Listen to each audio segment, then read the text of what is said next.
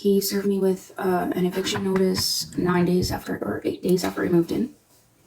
But he served it via text message. And I was like, well, that's not really valid service in accordance to the RTA. And since there's no service clause on our agreement, the RTA, it automatically falls under the RTA as default. So Section 57 is what covers service of documents, and it has to be either in person or posted on the door. And he's not allowed to disrupt my peaceful enjoyment. On his initial, because there's 2 notices now, and they're both different. The first one contained doxing, so sharing personal information of the landlord online without consent, with the intent to harass. He has to be able to prove intention. By the way, when you state something like that in a legal document, you have to be able to prove it. Not maintaining a clean common areas, main floor, unsafe and unsanitary living conditions for children. Again, you have to be able to provide proof for everything that you claim, and he has no proof of that. As a matter of fact, I have proof otherwise. So that's not true. His first notice didn't have this, but his second notice does. It says threatening landlord via text message on Friday, June 13th. I confronted him on June 13th. Okay, so first he served me with that improper notice via text message. I sent him a letter of objection. And then before I could send him my second and final notice of objection, I had to update it because there were some really concerning things that he had said through his text messages. That's how I found out. That's when I found out, like, he was monitoring me in my home through third party. And then he also texted that he was doing his own research. So he is also on TikTok looking at my videos and watching, probably watching my lives also. So before I could give him that one, so I gave him that one on the 13th of June, or 12th. So he filed against me on the 11th, the day before I gave him my final notice. And in that application, he said that is termination for unpaid rent. But unpaid rent isn't on either of his notices. And I was like, what the fuck, dude? I confronted him about it via text message. I was like, I have proof of paying. He was like, I didn't say that you didn't pay rent. And then so I screenshotted his own application, highlighted the unpaid rent, and the date that he submitted the application on. And I was like, you should probably get a lawyer. And he saw that as a threat for me to tell him that he should probably get a lawyer, as he's been demonstrating a very gross lacking of understanding of the law. It's, as a landlord, it's his legal obligation to understand the RTA and how it applies.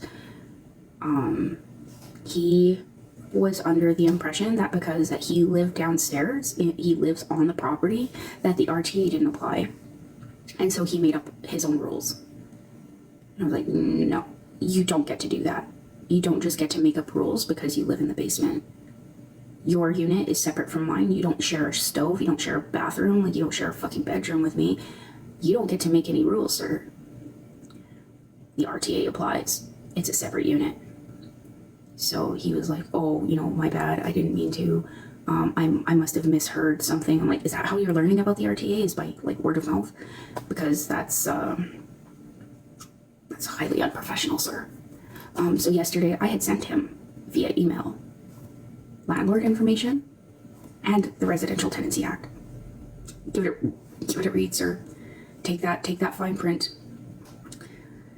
You know, maybe light a candle and spend some romantic time with it, right? And take your time. Don't rush it.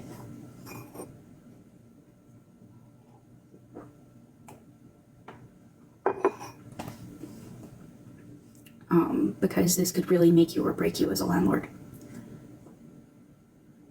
He could be at risk of losing his license because of how he's been conducting himself if he continues to do it.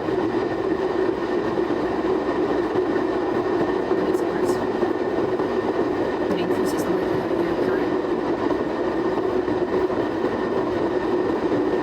So at this point, there's like a level of careful that I have to be careful, but also he has to be careful.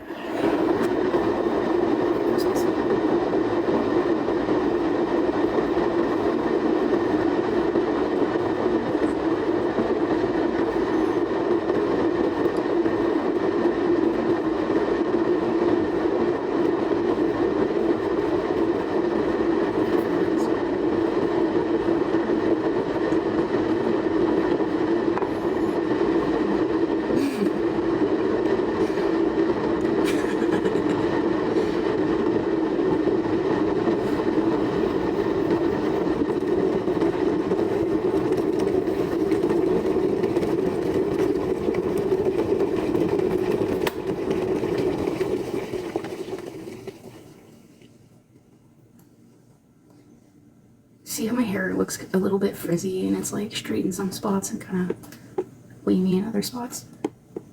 My hair is actually naturally wavy and curly, but I just don't use the right products on it.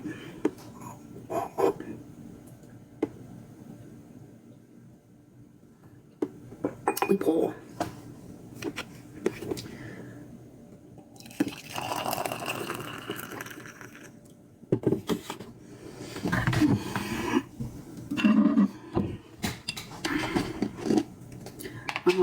A 14-day notice or a 30-day notice has to be for a substantial breach of an agreement. And he says that doxing is an illegal activity, and so I had signed something that said that I wasn't going to conduct any illegal activities on the property, but doxing is actually not considered illegal in Canada. Criminal harassment. You know, there are things that it could lead to that are illegal, like criminal harassment, but the doxing itself, very often it does end up happening accidentally. So that has to also be taken into consideration. Like, if I wasn't intentionally putting it out there for people to harass him, and I wasn't like using my words to encourage people to harass him, then you can't imply that there wasn't intent. And then even if there was intent, it's still not considered illegal. And if it was, don't you think the police would have been doing something about like the several times that I've been doxxed on the internet? They don't do anything about it because it's not illegal. Right, so this guy is like citing the law and telling me what's legal and what's illegal, and he fucking doesn't even know the law. Like, why are you citing the law if you yourself have also admitted that you don't even know? Oh, sorry, I misheard, or this, like, why are you still citing laws to me if you don't fucking know? Fucking dumb, man.